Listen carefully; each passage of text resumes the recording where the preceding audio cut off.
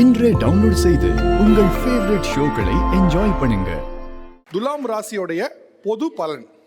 துலாம் ராசி வந்து எப்பயுமே எல்லாரையும் நம்ம என்ன பண்ணுவோம்னா, இப்போ அவங்க நம்ம கூட பழகிறத வச்சு தான் ஒரு பெர்ஸ்பெக்டிவ் எடுத்துக்குவோம்.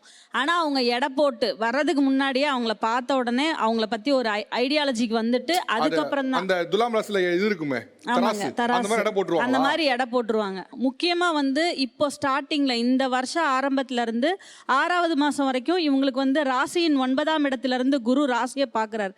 அப்போ நல்ல புதுப்பொழிவோட முகத்தில் நல்ல ஜோஷ் இருக்கும். இவங்களுக்கு வர வேண்டிய வருமானம் எல்லாமே நல்லா கிடைக்கும்.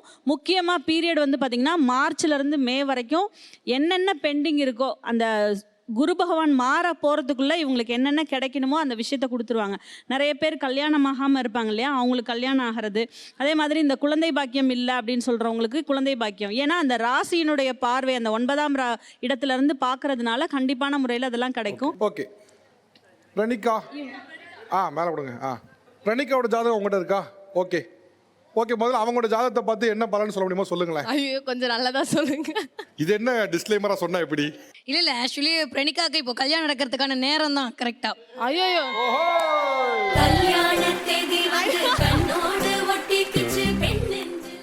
அடுத்த வருஷத்துக்குள்ள கண்டிப்பா கல்யாணம் நடந்துரும். வீட்டில் ஏதாவது ஒரு பிஸ்னஸ் பண்ணலாமான்னு ஸ்டார்ட் பண்ணியிருப்பாங்க. உங்கள் வீட்டில் யாராவது பிஸ்னஸ் பண்ணுறதுக்கான வாய்ப்புகள் கண்டிப்பாக 100 விழுக்காடு உண்டு. வீட்டில் ஒரு பண்ணக்கூடிய பிஸ்னஸ் இவங்க பேரில் ஆரம்பிப்பாங்க. இப்போ இவங்களே ஒரு பிஸ்னஸ் பண்ணலாமான்னு நினச்சிட்டு இருப்பாங்க. கரெக்டாக? ஆமாவா, உங்க பேர்ல ஆரம்பிக்க போறாங்களா? ஆமா சார். இனிமே இவங்களுக்கு ஒரு 5 வருஷம் டாப்ல இருக்கு சார். அல்டிமேட்டா இருக்கு. ஒரு பிசினஸ் மேன் உங்களோட ஹஸ்பண்டா வரதுக்கான வாய்ப்புகள் 100 விழுக்காடு இருக்கு. இளம் நடிகை தொழிலதிபருடன் திருமணமா? சரி ஓகே, கல்யாணம் ஆக போது. நீங்களா லவ் மேரேஜா அரேஞ்ச் மேரேஜா? அரேஞ்ச் மேரேஜ் தான் நடக்கும் சார்.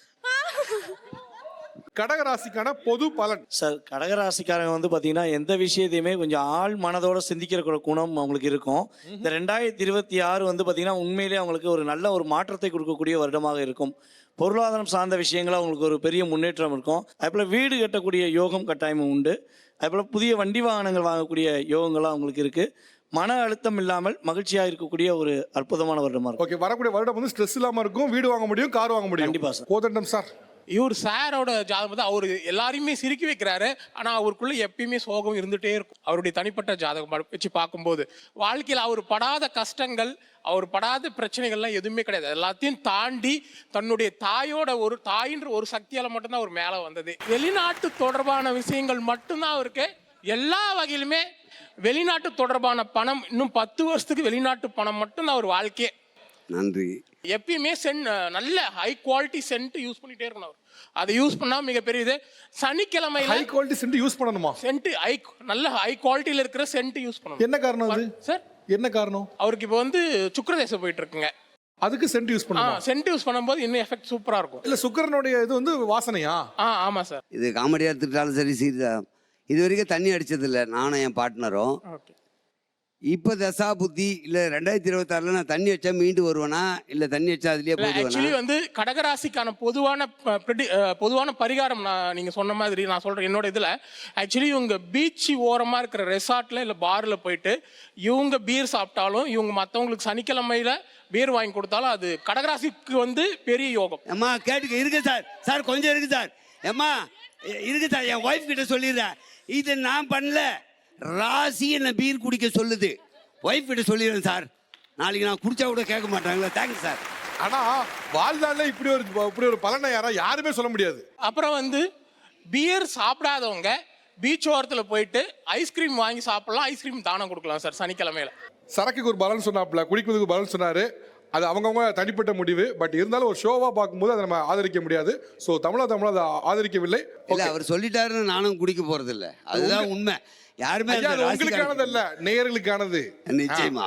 மேஷ ராசிக்கான பொது பலன் யார் சொல்ல முடியும்? மேசராசிக்காரங்க பொறுத்தவரையிலும் இது நாள் வரலாம் வந்து நிறைய கஷ்டங்கள்லாம் அனுபவிச்சு வந்திருப்பாங்க. இந்த கஷ்டங்கள்லாம் வந்து திரும்பவும் நடக்குமானா கண்டிப்பா அவங்க நடக்காது. எல்லாத்துலயும் மாற்றங்கள் வரக்கூடிய ஒரு காலகட்டமா தான் இருக்கும். உடல் ஆரோக்கியத்துல ரொம்ப கவனமா இருக்கணும் மேசராசிக்காரங்களை பொறுத்தவரை.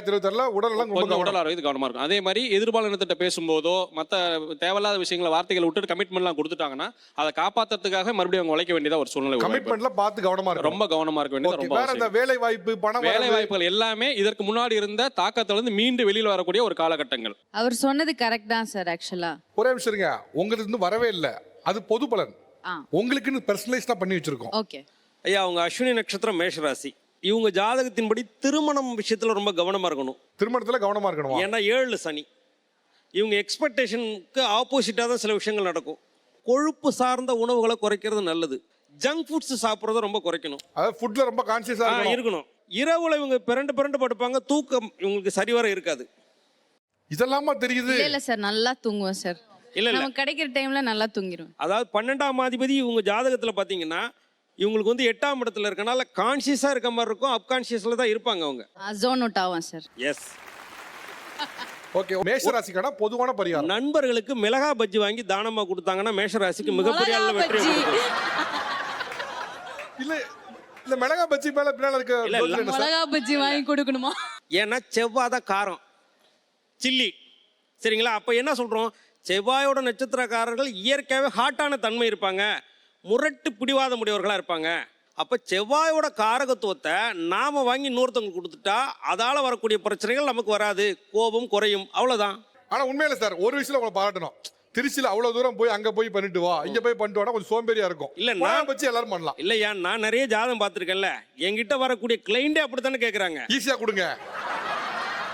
ஐயா, மிதுன ராசி பொதுவாகவே ரொம்ப ஸ்ட்ரக்சரபிளா டான்ஸ் ஆடக்கூடிய நல்ல நகைச்சுவை உணர்வு கூடியவர்களாக இருப்பாங்க. ஏன் அப்படின்னா புதன் எப்போவுமே இயல் இசை நாடகம் அப்படின்னு சொல்லக்கூடிய விஷயம்.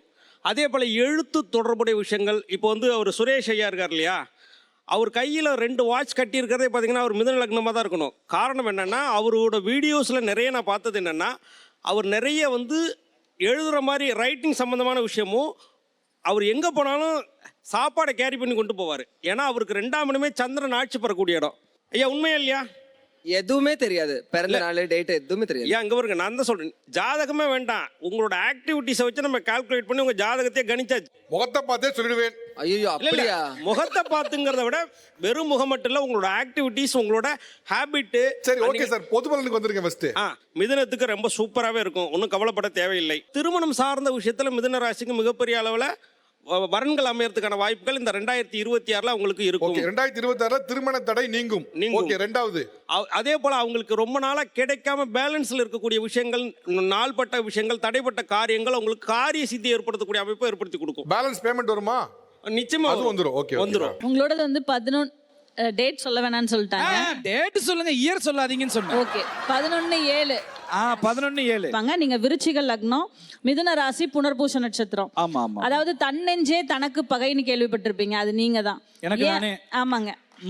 ஏன்னா அந்த ராசி வந்து பாத்தீங்கன்னா ராசி அதிபதி புதன், அந்த வீட்டில் இருக்கக்கூடிய சந்திரனா இந்த குருவினுடைய நட்சத்திரம் வாங்கி இருக்கிறதுனால உங்களுக்கு நீங்களே கேள்வி கேட்டு உங்களை நீங்களே சரி பண்றதா நினைச்சு நிறைய பிரச்சனைகள்ல மாட்டிக்குவீங்க. மிதுன ராசிக்காரர்கள் எஸ்பெஷலி ஒருத்தவங்கள ட்ரோல் பண்ற விஷயமோ கமெண்டோ பண்ணாம இருக்கிறது அவங்க ராசியை பலப்படுத்தக்கூடிய தன்மையா இருக்கும். பேசிக்கா கொஞ்சம் வாயை கண்ட்ரோல் பண்ணலாம்.